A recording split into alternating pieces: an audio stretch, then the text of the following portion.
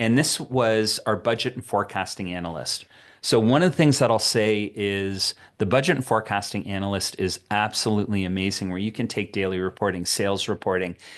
Between it and the data analyst, it can really highlight and interpret and understand key information about your dealership so fast. And that's absolutely amazing. But because I don't have access to direct information from dealerships, and because I don't want to share that based on some of the privacy, I want to take a slightly different approach to show just how far you can use some of these agents.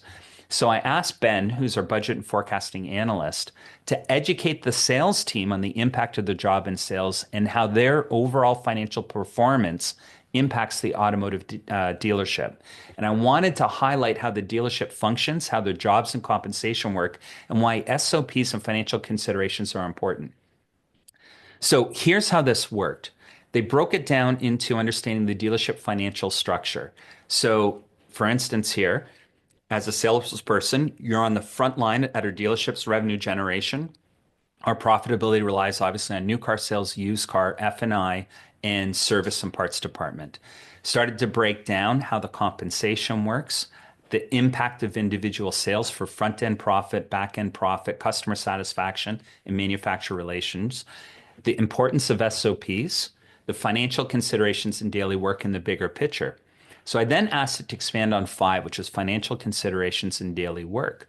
So this is now where it starts to get into understanding how your day-to-day activities impact the dealership's financial health with things like inventory turnover, cash flow, carrying costs, freshness of inventory. And here's how you can help. Focus on selling older inventory when possible. Understand which models are overstocked.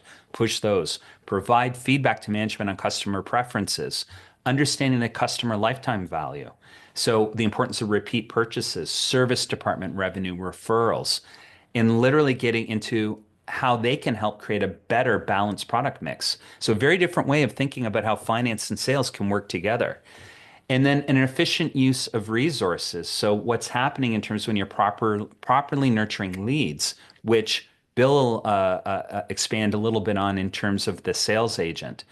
And so I went through all of this, and then I asked basically our finance manager to work with our HR agent to create or with our sales manager, sorry, to create a sales training module on finance.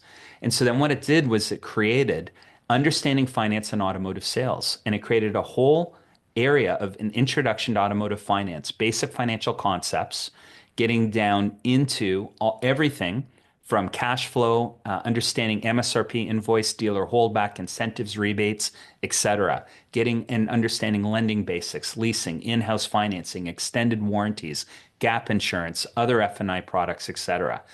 Understanding front end and back end profit. So think about the more that people actually understand these things, not just the things that they want to understand, like base salary versus commission. We all know that every salesperson wants to know that, the bonus structures, but really all of the other aspects financially about making this work.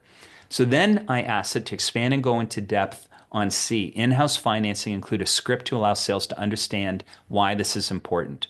So it literally then started to break down in-house financing and how it works, why it's important, what are the risks and considerations.